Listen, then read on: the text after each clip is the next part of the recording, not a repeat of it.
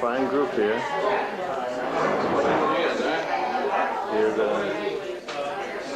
Mario's going to some of his life experiences, I think, in a little while.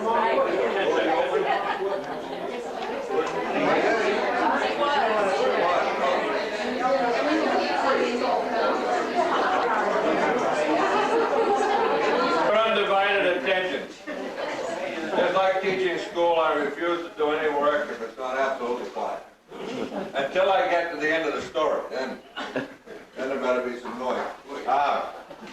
I really wasn't sure I was even going to be here tonight. Some of you know that I had some surgery just 2 weeks ago yesterday, and I called Lauren to let him know the situation that was coming up. And being the warm person that he is, Lauren said, "Oh, hell, that's nothing." He said, "You'll be there." I said, "God's sakes, you haven't got to lift anything. All you got to do is talk."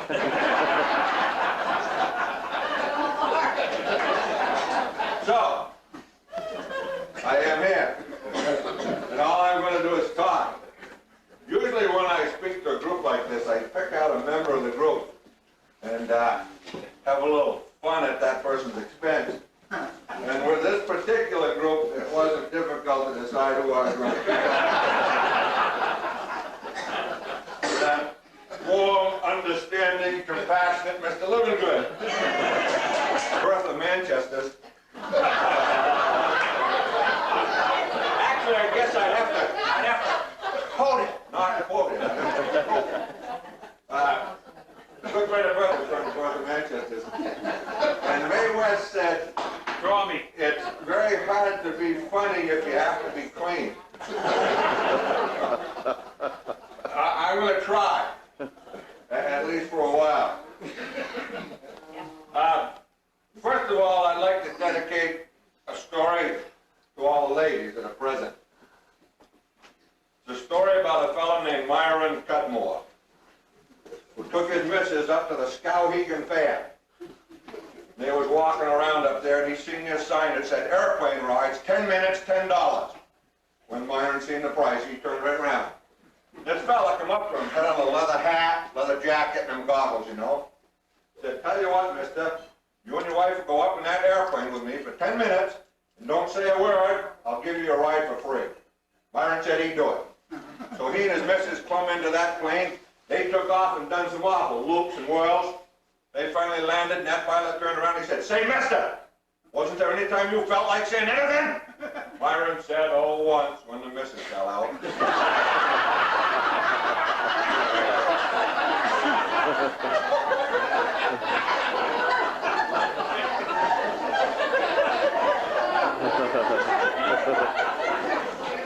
This isn't part of the story.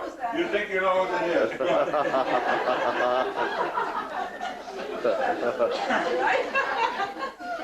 know what I'm going to do is try to match the stories with some of Lauren's characteristics. Before that, you know, was it too long ago that Lauren went to buy a new suit, had his wife along with him, and the fellow was measuring Lauren, and went around his waist with a tape measure there.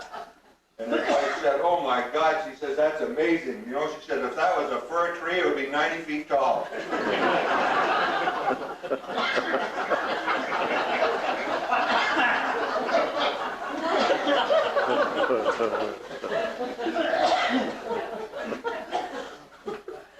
There's number two.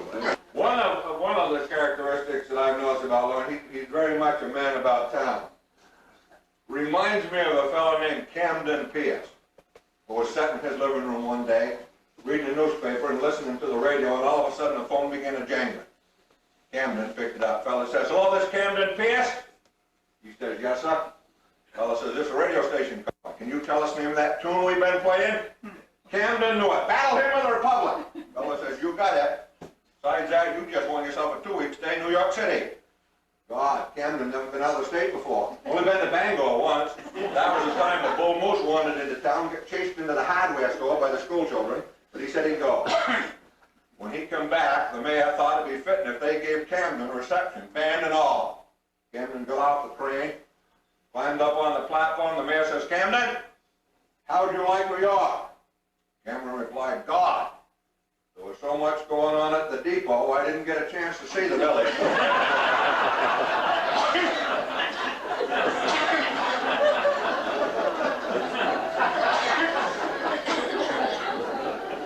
Lauren is one of those guys that lets you know exactly where you stand. Reminds me of the situation up there in Maine, some of those small towns up there. One of the preachers in town goes on vacation, another preacher has to come in and fill in. Sometimes they have to travel a considerable distance because some of the towns ain't too close up there.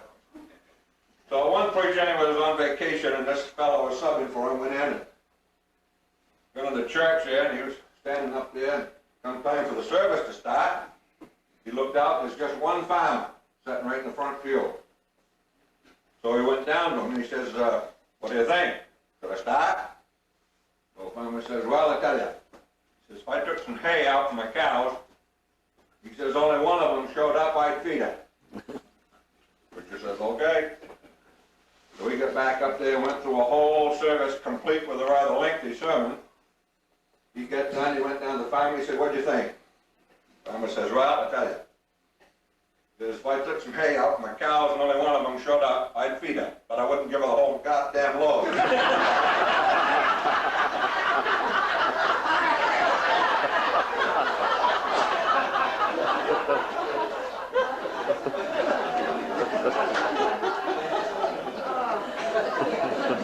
Lauren lets you know right up front that he's the boss. And that reminds me of the story about Ira Fickett. And I'm telling you, Joe, Ira Fickett was a real guy up there in Maine. But Ira took his new missus out for a ride in a horse and a buggy.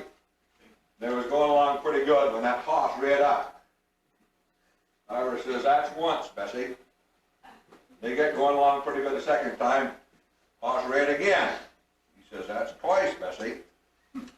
They get going again, went about 5 miles, and that horse come up again. Ira didn't say nothing this time. He just got down off the seat, and he reached around behind the seat, took out a shotgun. Walked around in front, shot that horse right between the eyes. His wife got awful upset. She says, Ira, she says, what are you doing? What's the matter with you? He says, that's once, Abby.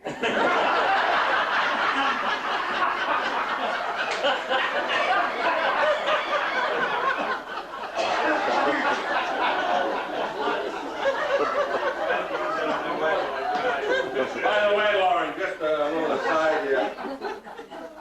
Somebody told me this and it reminded me of you. I don't know why. The husband who brags he never made a mistake has a wife who did.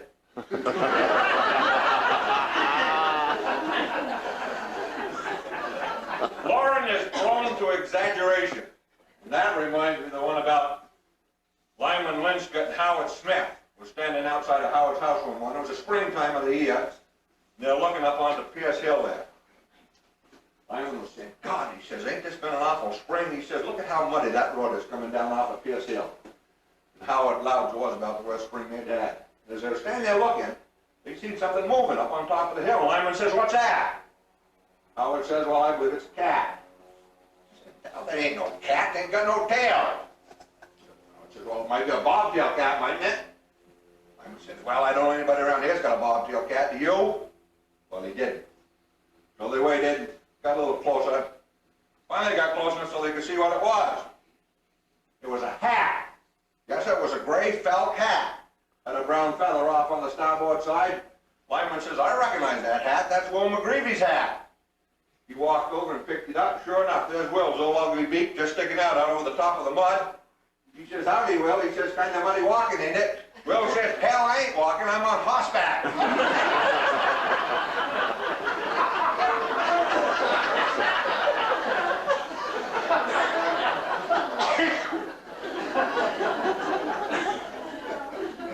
One of Lauren's characteristics is that he's thrifty. As a matter of fact, he's downright cheap. Kind of reminds you of the one about this city slicker got up there in Maine traveling along, got off on a back road and didn't know where he was. Come to this farmhouse. So he knew he needed some directions, but he needed something else first. So he knocked on the door and the farmer come to the door. Farmer says, well, he said, I ain't got no indoor plumbing, but he said, I got the old two-holer out in the back and you're welcome to it. So the fellow went out there. Not long after, the farmer decided he had to go out there too. So he went out and sat right down beside the guy. The farmer got done his business first, and he was pulling up his overalls, some change fell out of his pocket and went right down the hole. He looked down in, 25, 35, 40, 41, 42 cents. Took his wallet out and took a $20 bill and throwed it right down the hole. I says, what in the hell are you doing? He said, you don't think I'm going down there for 42 cents?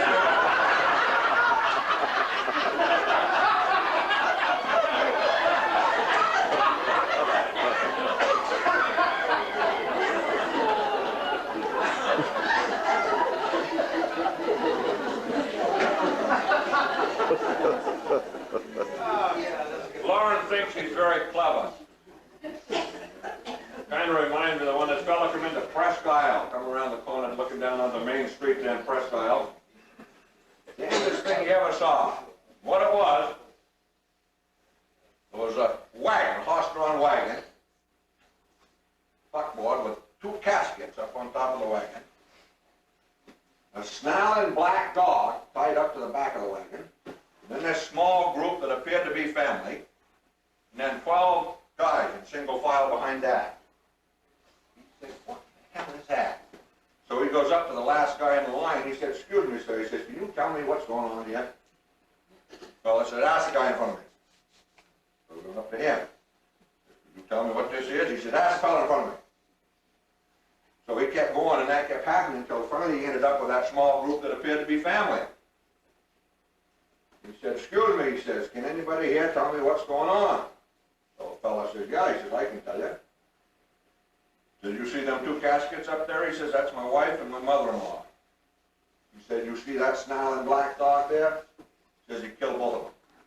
He says, God, it was terrible. He says, attacked both of them and killed them. He says, is that right? He says, that dog killed your wife and your mother-in-law, huh? He says, you wouldn't rent him out, would you? The farmer says, the fellow says, get in line.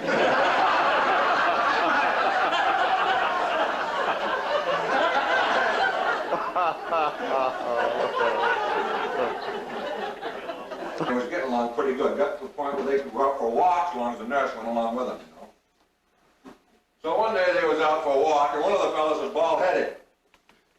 As they were walking along, this bird flew over and left his calling card right on the bald-headed fella's head. The nurse didn't want him to get upset at him. She says, that's all right, that's all right. She said, don't you worry about nothing. She said, I'll run right in that building and get some toilet paper. So she went into the building, the bald-headed guy looked at the other guy and he says, why, that damned fool, by the time she gets back, that bird will be half a mile away.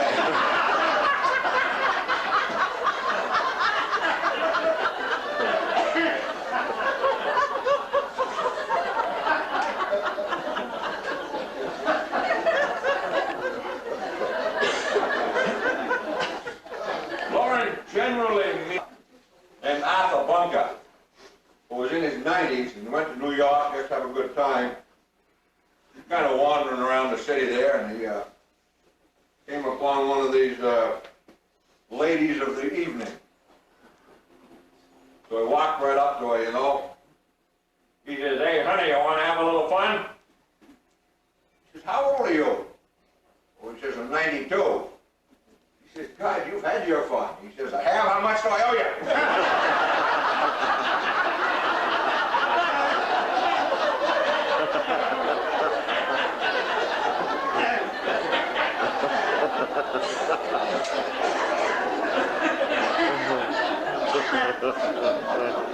Then on his 94th birthday, the same fella, Arthur Bunker, was going to spend a quiet evening at home, and some of his friends decided they were going to have a little surprise for him.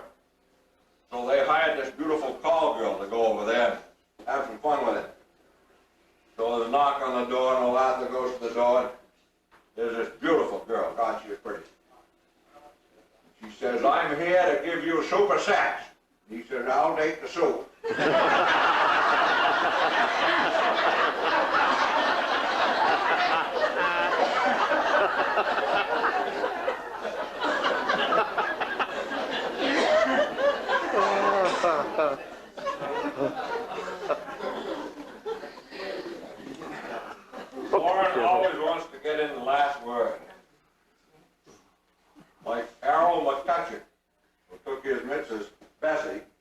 that same Skowhegan fair that Myron Cudmore's gone up to?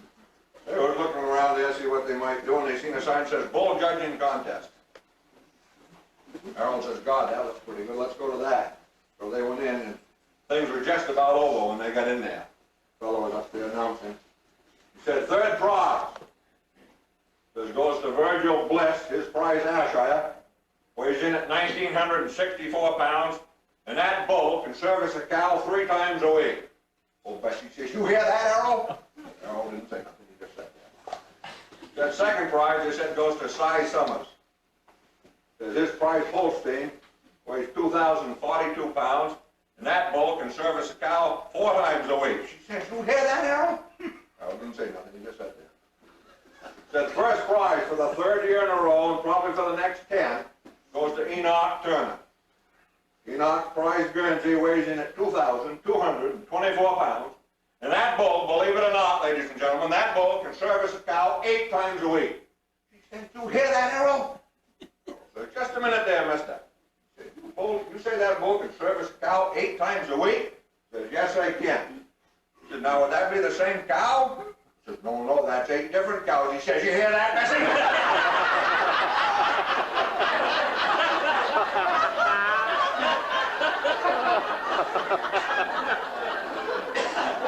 You'll see that it ain't true, because I'm going to talk about 3 fellows that passed on and were up at the pearly gates.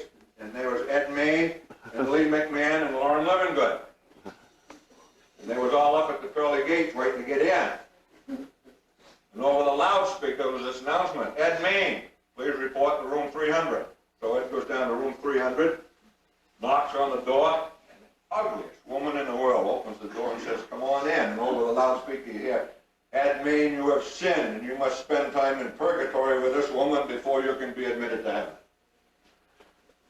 And they said, Lee McMahon, report to room 307. So Lee goes to 307, knocks on the door, and the second ugliest woman in the world opens the door. You hear, Lee McMahon, you have sinned, and you must spend time in purgatory with this woman before you'll be admitted to heaven. Then over the loudspeaker, you hear, Lauren Livingood, report to room 411. So Lauren goes down to 411, knocks on the door, and Farrah Fawcett opens the door, and on the intercom you hear, Farrah Fawcett, you have sinned.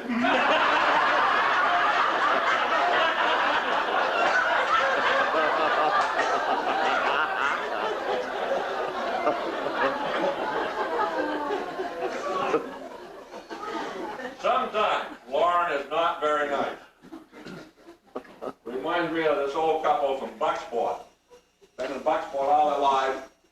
On their 50th wedding anniversary, they decided they was going to do something exciting. They decided they was going to drive down to Boston. Didn't know what the hell they were going to do when they got there. They was going down anyways. So off they went. They hadn't gone too far, and the old fellow decided they better stop and get some gas and everything. So they stopped at the gas station. The fellow starts pumping the gas, and he says, you want your oil check? The old fellow says, yeah. And the old lady, a little hard of hearing, she said, what are you saying? And we want to know if I want the oil check. I told him yes. She said, oh, that's good, that's good. She says, where are you going? The old fellow's going to Boston. She said, what are you saying? You want to know where we're going? I told him we was going to Boston. That's right. Said, where are you from? I said, Bucksport.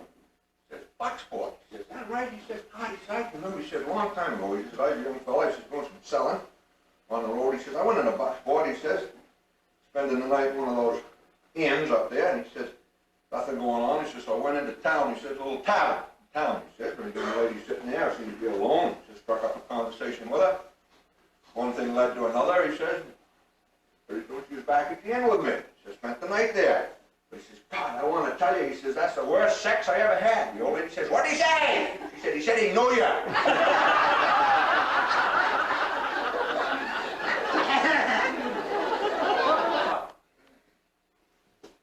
I do want to say that most of what's going on here with this wonderful group that's here is probably Lauren's fault.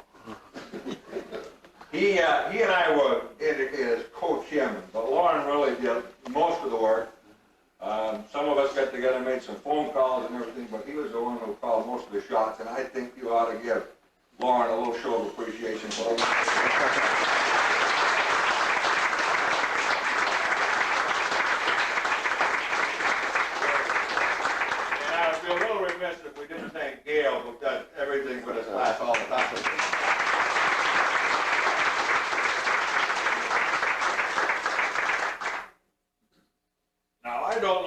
heard, I get two stories. I heard we had a couple of nuns here. And that does remind me of a story. One nun. And that does remind me of a story. So, memory, whatever. Anyway, this is one of them strict ones. You couldn't talk for 7 years. And after 7 years, you had one sentence. So this one went in. 7 years went by. Finally, she gets a chance to say one sentence. So she said to the Mother Superior, she says, you know, she said, the food could be a little better. 7 more years go by. She got one sentence. She says, you know, she says, my mattress could be a little softer. 7 more years goes by. She goes to the Mother Superior and she says, I'm leaving. And the Mother Superior says, good, all you've done is bitch for 21 years.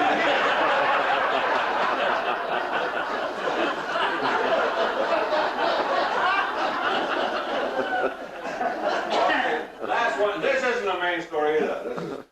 This is one that I heard, and I can make it fit into the situation. Seems like there were these 3 guys who got talking one time, and they said, you know, I think we can all get in the Guinness Book of World Records. One of them had the tiniest hand you ever saw from an adult male. And one of them had the tiniest feet you ever saw. And the third one,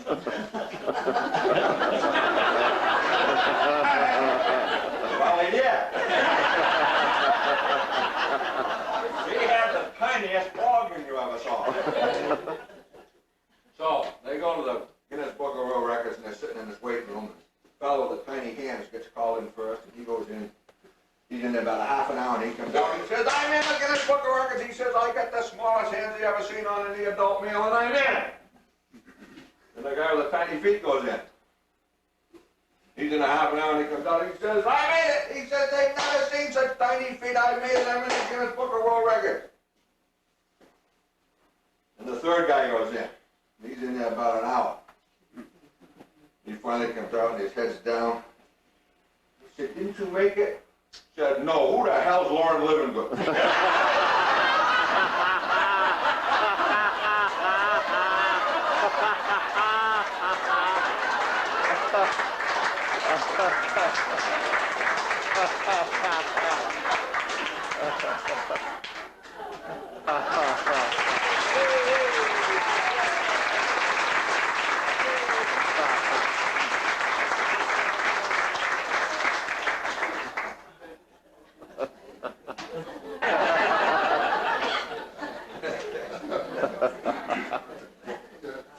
On top of the mantle are old-fashioned wooden desks that were 1960 gift. Otherwise, it won't go towards the gift that we would like to present either at our 45th or our 50th. The talk today was, there were various things. A lectern for one of the halls. It could be an engraving on a rock outside from our class, or it could be something really big like an endowment or a scholarship, which would be, what did we say this morning? Let's go to Dr. Bull, neurologist. Working on type. I don't know. Think of it later. Langland's here too. I've got to tell you about Langland. Chad had a little Austin. That Austin drove it back and forth various months, took it apart so many times and finally had the can. You still got it? No. Oh gosh. I was thinking, Gail, I still got my old chalk. You wanted to have something to remember class by. Like the A that was put on was probably one of the Williams. Don't know where they are, I don't see them. There was John and And what's Ted. the other one like? Ted. Ted? Ted. Yeah. You know of them. Yeah, they look from Portsmouth. See them lately? Tell them I said hi. But at any rate, I was thinking maybe some way we could turn that into a little monument. Get these fellows that are handy on these cars. Gotta cut that tree down though first. Oh, yeah. Well, thank God of that. Probably cut down another one to grow. Well, I'm not gonna keep you long. I was thinking of 3, 4 different ones. I thought of one told me by my neighbor. And he said that family of city people came through the town. He was out farming. What he was doing was dragging his chain behind him. City guy went by 3, 4 times and finally came back. Says, "Farmer, how come you're dragging that chain?" Farmer said, "You goddamn fool, did you ever try to push one?"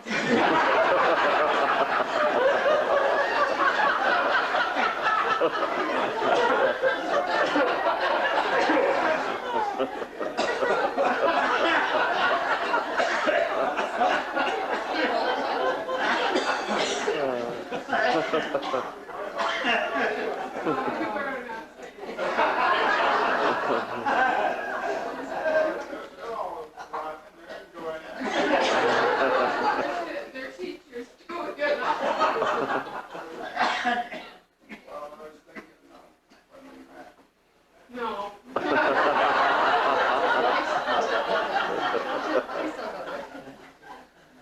It wasn't long we got married. March 10th. Had the license waiver so I could get married on my birthday.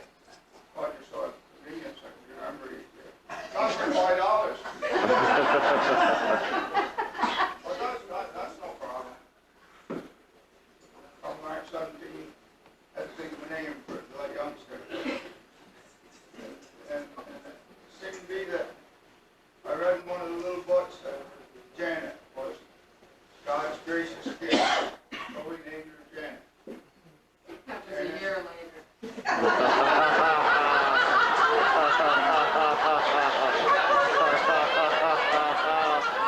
That happened a year later.